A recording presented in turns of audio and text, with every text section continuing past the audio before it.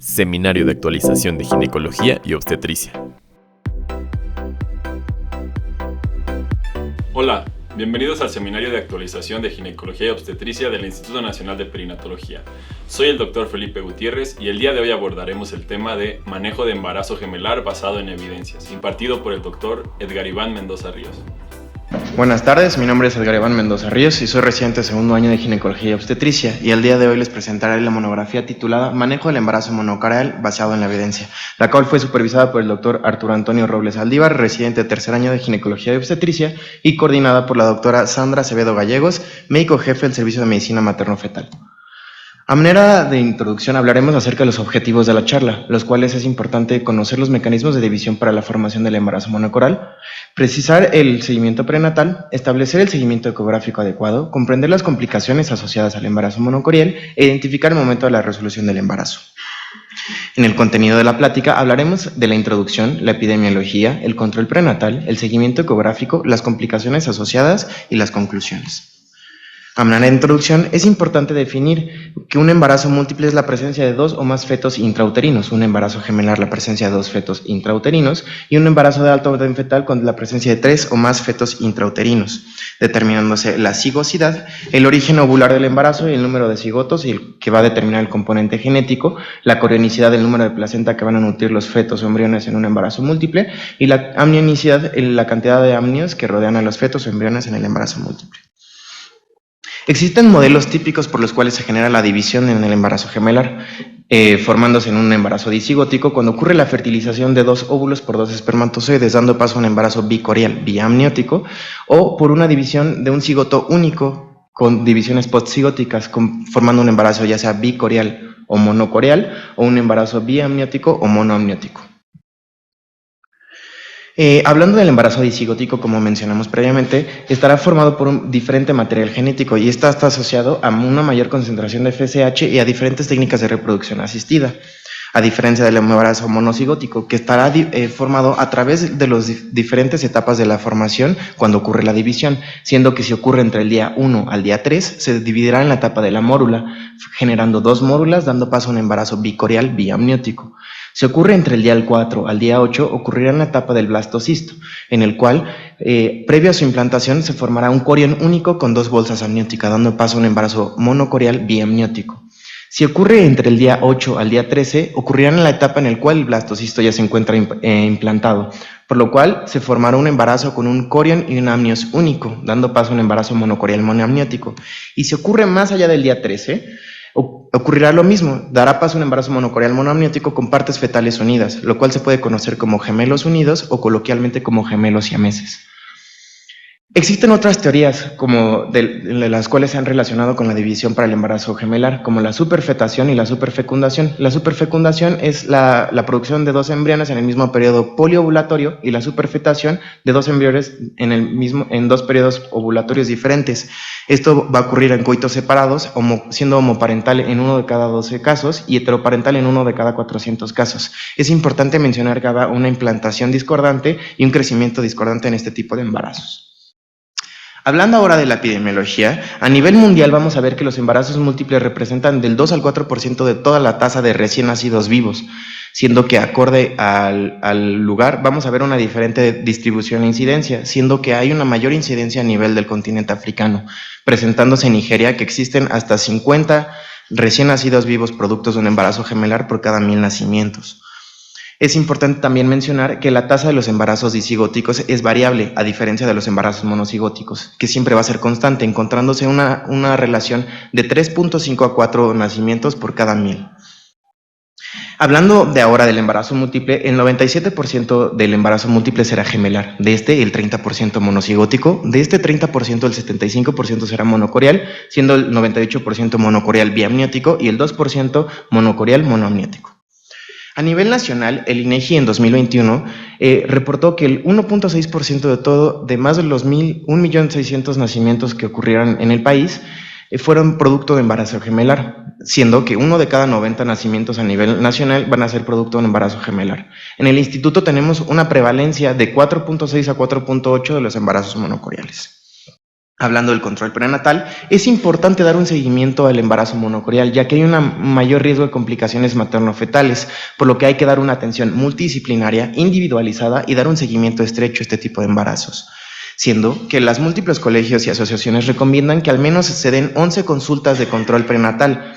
y de estas, al menos una por trimestre sea con un médico ginecobstetra. Se recomienda que se realice un ultrasonido en primer trimestre entre la semana 11 a la 13.6 para datar el embarazo y una vez diagnosticada la corionicidad y la amnionicidad se lleve un seguimiento cada 2 semanas. Es importante también mencionar que es de vital importancia determinar el índice de masa corporal pregestacional, ya que acorde al índice de masa determinará la ganancia que se puede tener durante el embarazo, ya que a diferencia del embarazo bicoreal biamniótico, una pobre ganancia no se va a asociar con una restricción del crecimiento fetal, a diferencia de una ganancia excesiva, que se asocia a complicaciones asociadas a la gestación, como puede ser la diabetes gestacional, los trastornos hipertensivos del embarazo o la presencia de parto pretérmino. Hablando de las restricciones que se tienen que tener durante la gestación, no se recomienda de rutina hacer una restricción de la actividad física, ya que se ha visto que no hay una mayor asociación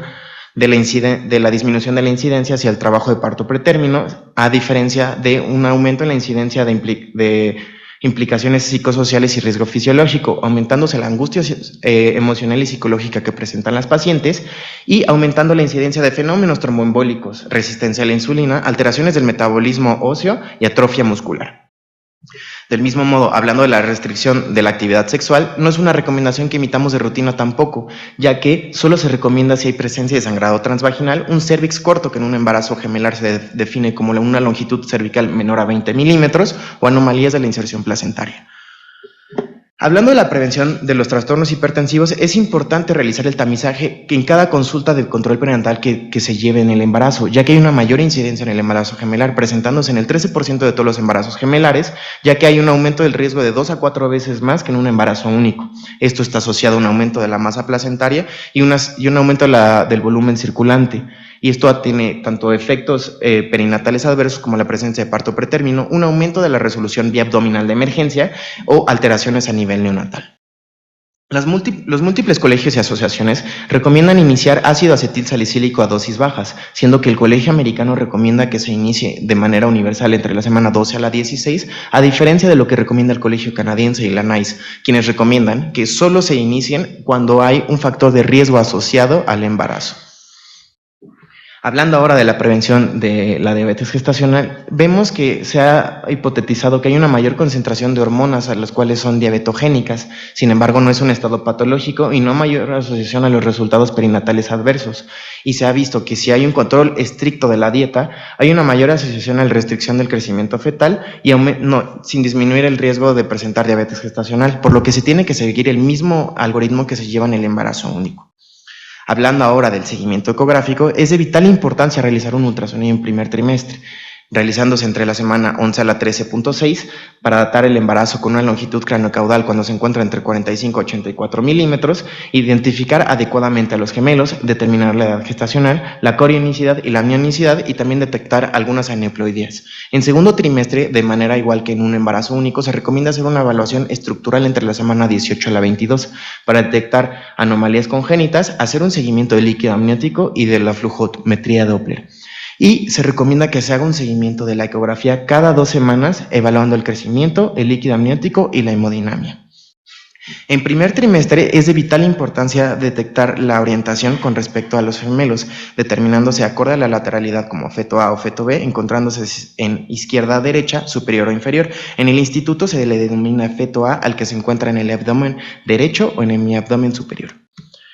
Hablando de la detección de la corionicidad y la amnionicidad, es de vital importancia hacer un diagnóstico en primer trimestre, ya que cuando se realiza antes de las 10 semanas de gestación, tiene una certeza diagnóstica hasta del 99%, a diferencia de cuando se realiza más allá de las 14 semanas de gestación, que puede disminuir hasta un 70%.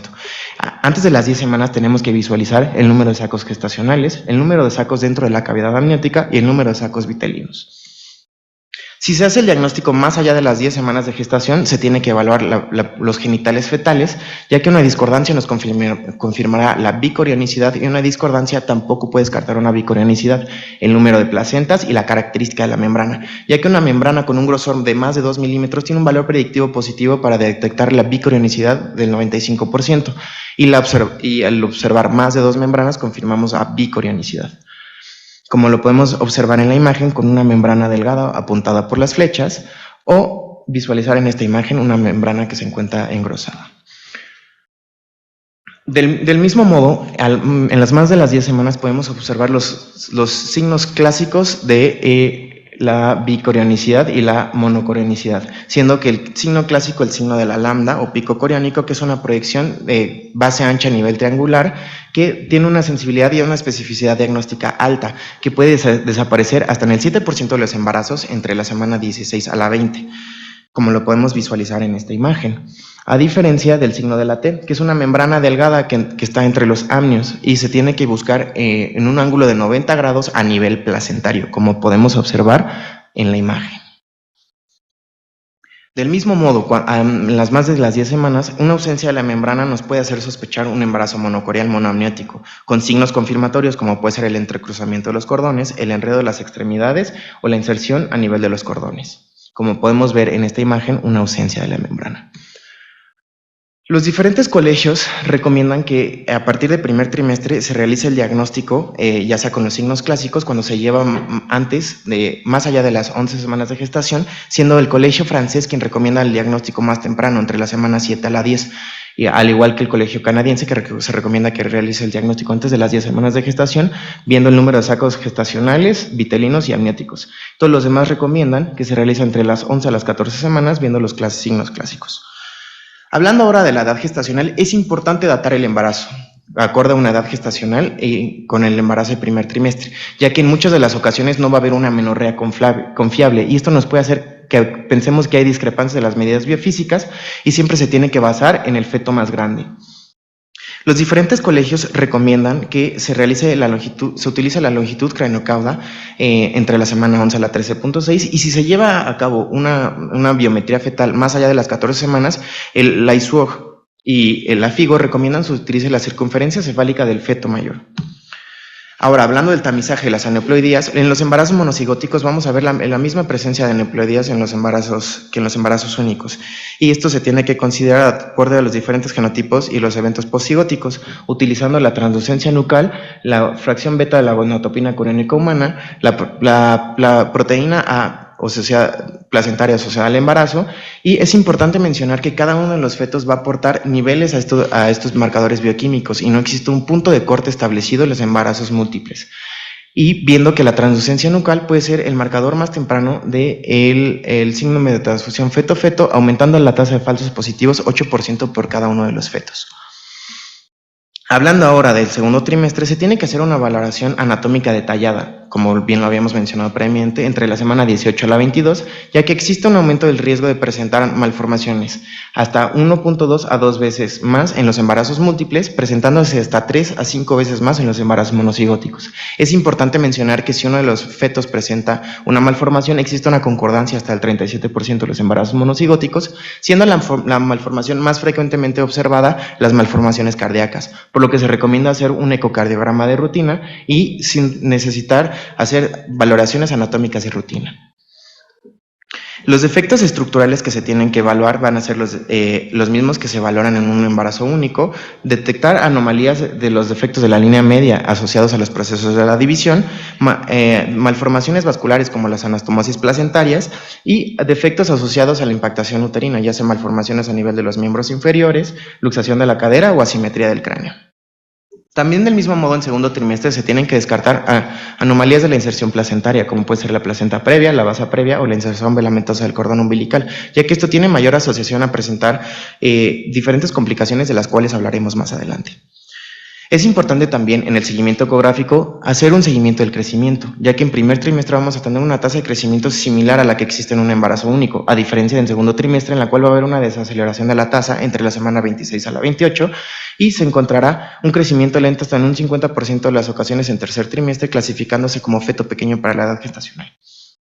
por lo que se recomienda hacer un seguimiento a partir de la semana 16 cada 2 semanas. Esto utilizando el peso fetal estimado y la circunferencia abdominal, ya que se puede encontrar una restricción del crecimiento fetal cuando ambos fetos se encuentran restringidos, una restricción del crecimiento fetal selectiva cuando solo uno de los fetos se encuentre con restricción, o una discordancia del crecimiento cuando un feto es más pequeño que el otro, sin encontrarse en alguna anomalía del crecimiento ninguno de los dos. La discordancia se va a calcular con un peso fetal estimado del feto más grande menos el feto más pequeño entre el feto más grande, encontrándose que una discordancia entre el 20 al 25% se clasificará acorde a los diferentes colegios. Del mismo modo, es importante detectar la membrana entre los diferentes fetos para detectar anomalías del líquido amniótico, ya que cuando se encuentra en menos de 2 centímetros se clasificará como oligohidramios, o en más de 8 centímetros se clasificará como polihidramios, y podrá detectarse como el síndrome de transfusión feto-feto. Hablando de lleno de las complicaciones, es importante hablar de las diferentes complicaciones que se pueden presentar, como el síndrome de transfusión feto-feto, la secuencia anemia policitemia, la restricción del crecimiento selectiva o la secuencia perfusión arterial reversa. Estas van a estar asociadas por un intercambio sanguíneo mediante las anastomosis vasculares placentarias que van a generar adaptaciones anormales de los equilibrios entre los flujos fetales. Hablando de primera instancia de las anastomosis arterioarteriales y venosas son superficiales y bidireccionales, siendo que las anastomosis arterioarteriales tienen una conexión flexible que van a generar una compensación del desequilibrio y normalmente vamos a observar una por placenta. Y las venovenosas van a tener un drenaje venoso común, van a compartir la misma fuente de oxígeno y van a tener una función no establecida. Las complicaciones arteriovenosas van a ser profundas y unidireccionales, por lo cual van a generar un desequilibrio transfusional, generando un estado de drenaje arterial de uno de los fetos a venoso al otro o viceversa. Y esto va a presentar en un 10 a 19% de las placentas con una secuencia policitemia-anemia, en 25% de las placentas con síndrome de transfusión feto-feto y en 80% de las placentas sin ningún otro tipo de alteración. Hablando de primera instancia del síndrome de transfusión feto-feto, se va a presentar en un 10 a 15% de los embarazos monocoriales, y esto va a ser secundaria a anastomosis arteriovenosas no compensadas que van a generar un desequilibrio entre los flujos de ambos fetos, generando un estado de un feto donante y un feto receptor. Como vimos, va a haber una transferencia unidireccional del volumen, hemoglobina y mediadores vasoactivos, siendo que en el feto donador vamos a ver un estado de hipoperfusión crónica con una activación del eje renina-angiotensina-aldosterona, presencia de oliguria anidamnios y en algunos de los casos el fenotipo del Stock Twin. Y en el feto receptor vamos a ver un estado de hipervolemia con una distensión auricular favoreciendo la liberación de péptidos natriuréticos o una inhibición del eje renina-angiotensina-aldosterona presentando poliuria y polihidramios. Esta vasodilatación, natriuresis y inhibición del eje renina-angiotensina-aldosterona en uno de los fetos va a favorecer la miocardiopatía hipertensiva, aumento de la endotelina 1 y el exceso del eje renina-angiotensina en el otro, favoreciendo la hipertensión venosa e hidrops fetal en alguno de los fetos. El tamizaje se tiene que iniciar a partir de las 16 semanas con una valoración cada 2 semanas. Y hay marcadores predictivos que podemos observar desde el primer trimestre, como puede ser una translucencia nucal aumentada mayor al percentil 95 o una discrepancia entre la de los ambos fetos, una onda del ductus venoso invertida o una discrepancia de la longitud craneocaudal interfetal mayor al 10%. O en segundo trimestre, si hay presencia de una discordancia del líquido amniótico, una inserción anormal del cordón o una circunferencia abdominal discordante, nos tiene que hacer sospechar síndrome de transfusión feto-feto.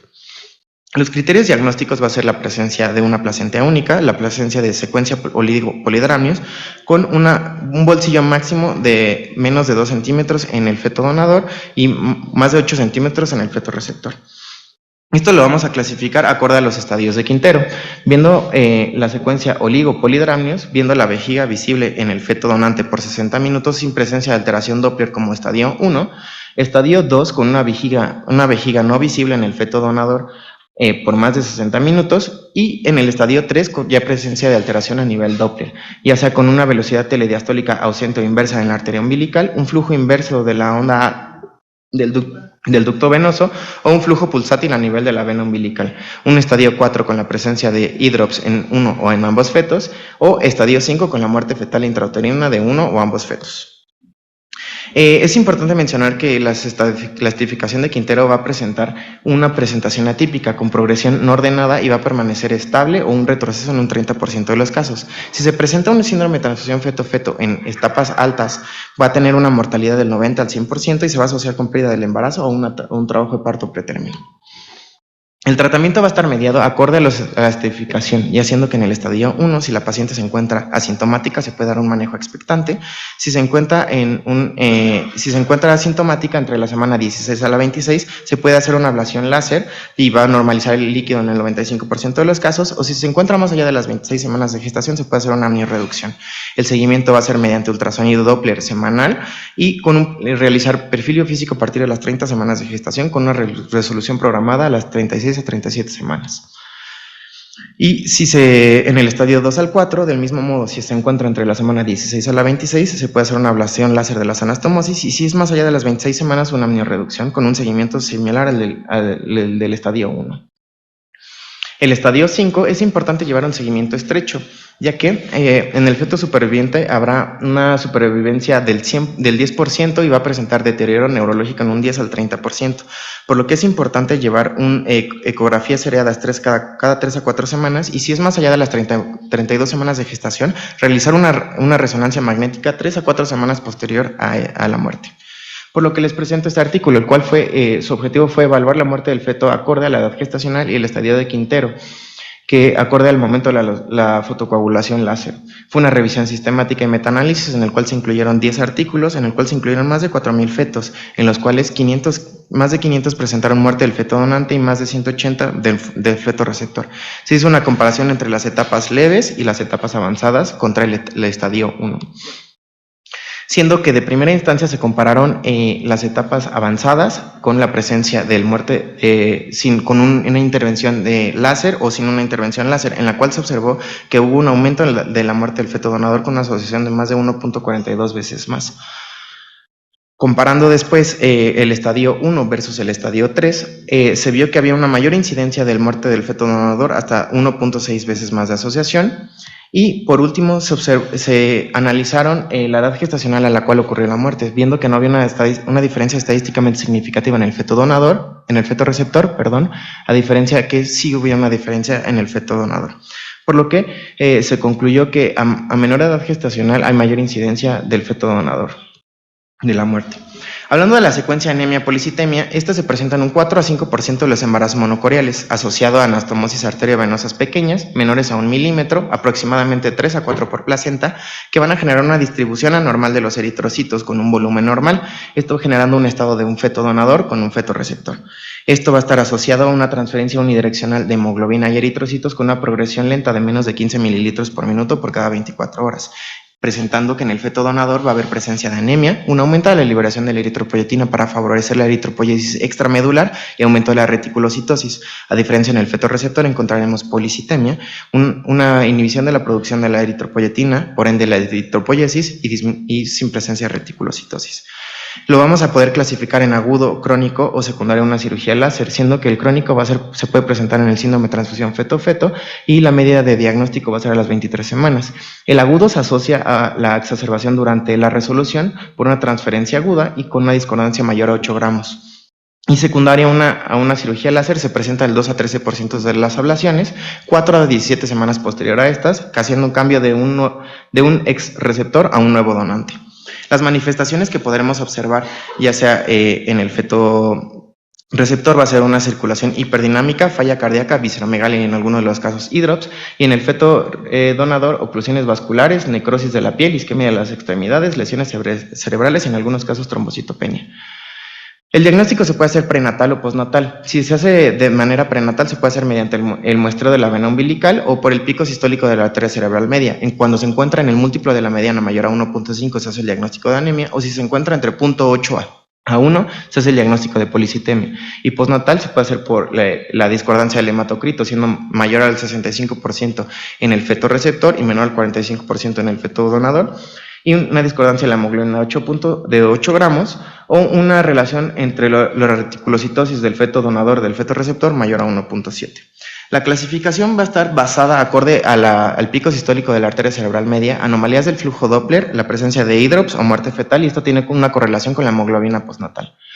Por lo que el manejo va a estar basado en el estadio, siendo que en el estadio 1 se puede dar un manejo expectante haciendo un Doppler semanal con una resolución planeada entre la semana 34 y la 37. En el estadio 2 se recomienda dar un esquema de maduración pulmonar entre la semana 24 y la 32, dar un manejo expectante con Doppler bisemanal hasta esta semana, y si hay persistencia de realizar la resolución entre la semana 32 a la 34. Si hay un estadio 3 o 4, si se ha realizado un procedimiento láser previo, se recomienda volver a realizar ese procedimiento, o si se hace el diagnóstico espontáneo antes de las 28 semanas, se recomienda hacer un procedimiento como la ablación láser o la transfusión intrauterina. Si se hace entre la semana 28 a la 32, la transfusión intrauterina, y si hay persistencia, realizar la resolución del embarazo.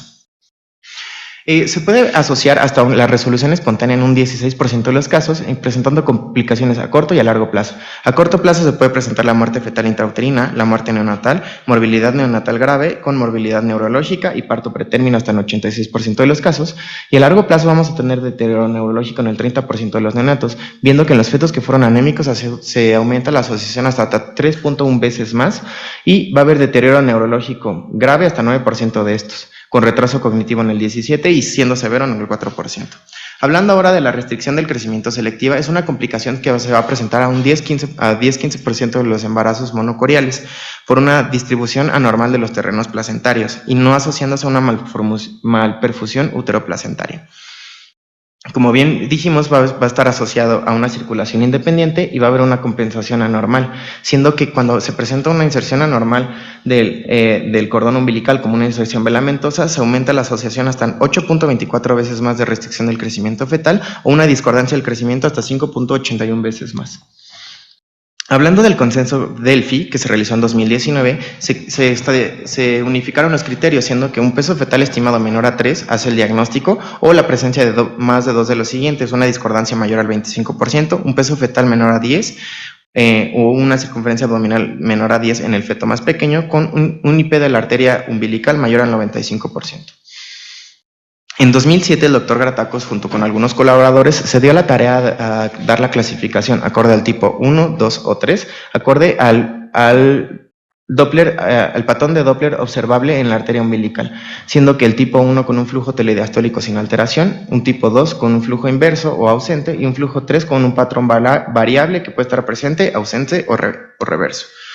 Esto puede ser presente por la presencia de anastomosis arterioarteriales compensatorias, que pueden hacer paso de la nutrición de la placenta del feto grande al feto pequeño.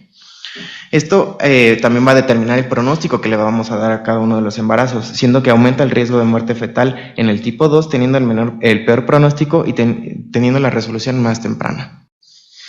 El seguimiento se va a dar acorde a cada uno de los tipos, siendo que se va a hacer un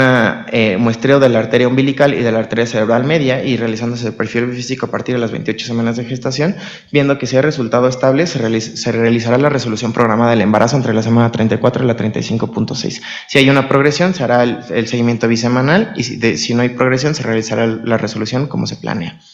Y si es tipo 2 o tipo 3, del mismo modo se hará el seguimiento de la arteria umbilical y la arteria cerebral media semanal y el perfil físico. Si se mantiene estable, se recomienda la resolución entre la semana 32 a la 34. Y si hay progresión, vamos a determinar acorde a la viabilidad de los fetos, siendo que si son viables, se hará una vigilancia 2 a 3 veces por semana, realizando la admisión hospitalaria a partir de las 28 semanas y el nacimiento programado a las 32. Si son previables, vamos a ofrecer a la paciente hacer una reducción selectiva del feto, dando un manejo único del embarazo, o si el tratamiento no es viable,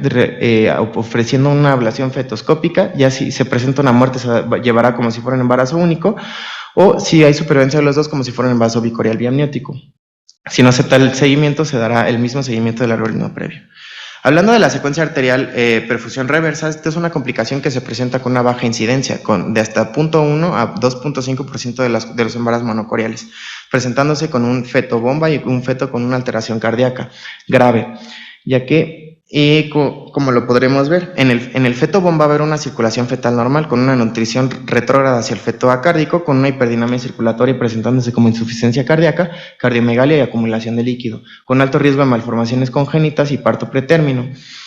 El feto acárdico va a depender por 100% del feto bomba, recibiendo sangre desoxigenada, una alteración estructural macroscópica y presentando alteraciones en el tronco superior, necrosis o otras malformaciones, sin potencial de supervivencia en la vida extrauterina. En el diagnóstico vamos a ver que el feto bomba vamos a ver presencia de polidramnios, cardiomegalia, derrame pericáudico pleural, ascitis, hidrops y regurgitación tricuspidia. En el feto acárdico va a haber un corazón ausente o rudimentario, con el tronco inferior bien desarrollado o con presencia de defectos, con órganos abdominales presentes ausentes, o en muchos de los casos vamos a verlo como una masa amorfa sin partes fetales reconocibles, presentándose 2 vasos en el cordón umbilical en el 70% de estos fetos. El pronóstico, vamos a ver que hay predictores de mal pronóstico, como puede ser que haya insuficiencia cardíaca en el feto bomba, alteraciones del Doppler, que el peso fetal estimado del feto cardíaco sea aproximadamente el 70% del feto bomba, polidramnios y embarazo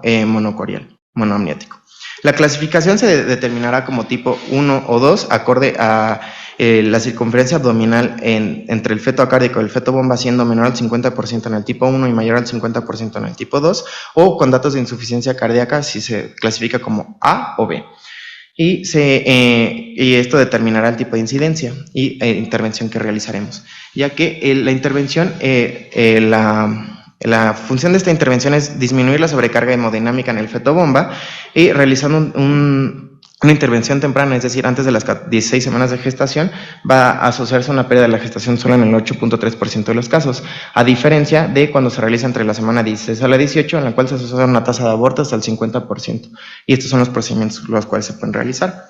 Por lo que les presento este artículo, el cual su objetivo fue reportar los resultados de los embarazos monocoreales con secuencia TRAP posterior a la terapia láser intersticial en primer trimestre. Fue una corte retrospectiva que se realizó de 2014 a 2016, en el cual se incluyeron 12 casos con una intervención antes de las 14.3 semanas, en la cual se observó que cuando se realizó la intervención de manera temprana hubo una disminución de la mortalidad, llevando los embarazos a una edad gestacional más alta, teniendo una tasa de supervivencia hasta del 92%.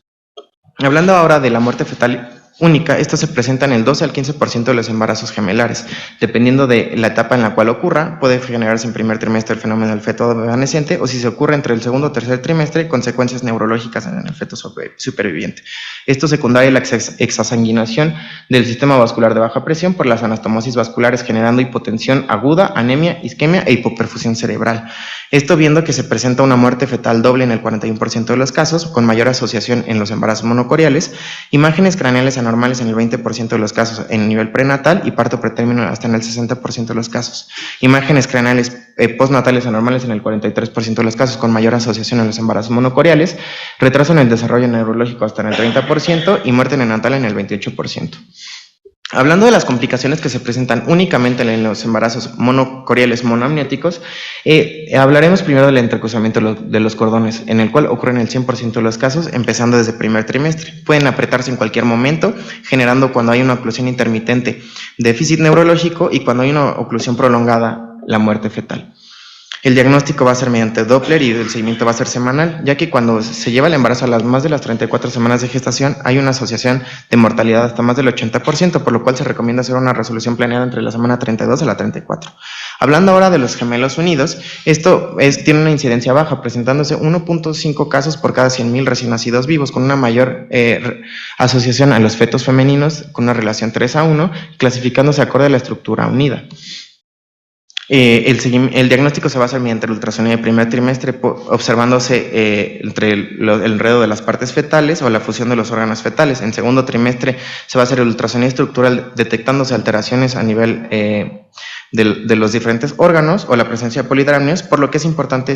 hacer el diagnóstico con herramientas auxiliares, como puede ser el Doppler, la ecocardiografía fetal, el ultrasonido 3D y resonancia magnética, ya que en el 100% de los casos habrá malformaciones, por lo que es importante llevar con un equipo multidisciplinario y determinar cuándo es el mejor momento para la resolución, ya que tienen mal pronóstico y el 40 al 60% de estos presentarán muerte neonatal. De estos, el 50% serán durante las primeras 24 horas y de los supervivientes, solo el 30 al 80% serán candidatos a cirugía. Por último, hablando de la resolución del embarazo, es importante mencionar este artículo, el cual comparó la vía de resolución entre los embarazos monocoriales biamnióticos y los embarazos bicoriales biamnióticos, el cual fue una corte retrospectiva entre 2005 a 2021, en el cual se incluyeron más de 1,000 embarazos, de los cuales fueron 200 monocoriales monoamnióticos y 900 bicoriales biamnióticos, con una resolución más allá de las 34 semanas de gestación. De primera instancia, se evaluó la vía de resolución comparando los embarazos monocoriales diamnióticos versus los bicoriales biamnióticos sin encontrar una diferencia estadísticamente significativa, como podemos ver en las tablas. Posteriormente, se vio el modo de resolución del feto B posterior a la resolución vía vaginal del feto A, viendo que había una tasa de cesárea menor al 1% y viendo que había un aumento en la resolución del parto pélvico en ambos grupos. Y por último, se vio que comparado la vía vaginal planeada versus la vía abdominal planeada,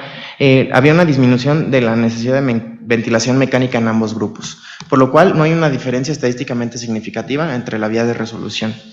Los diferentes colegios recomiendan diferentes vías de resolución, siendo que el colegio francés siempre va a recomendar la resolución vía vaginal y el colegio americano recomienda la resolución entre la semana 34 a la 38 y la NICE recomienda una resolución entre la semana 36 a la 36.6. Hablando de la resolución del embarazo monocorial monoamniótico, se recomienda la resolución según el colegio americano entre la semana 32 a la 34 y la NICE recomienda una resolución de la 32 a la 33.6, siendo que todos menos el colegio francés recomiendan la resolución vía abdominal. Ahora, a manera de conclusión de la plática, es importante recordar que el embarazo monocorial es un reto para el seguimiento prenatal y obstétrico. Es de vital importancia realizar un ultrasonido de primer trimestre, ya que esto nos permitirá identificar de manera adecuada la corionicidad, la amnionicidad, identificar a los fetos y datar la edad gestacional, ya que acorde a esto daremos el seguimiento ecográfico. Llevando un seguimiento ecográfico adecuado, vamos a poder detectar de manera oportuna, dar un seguimiento y manejo a las complicaciones asociadas, y la resolución de estos embarazos tiene que estar individualizada, acorde a las complicaciones que presenten o a la amnionicidad. Muchas gracias. Agradecemos al doctor por su ponencia. Los esperamos en el próximo seminario. Instituto Nacional de Perinatología, Ética y Humanismo.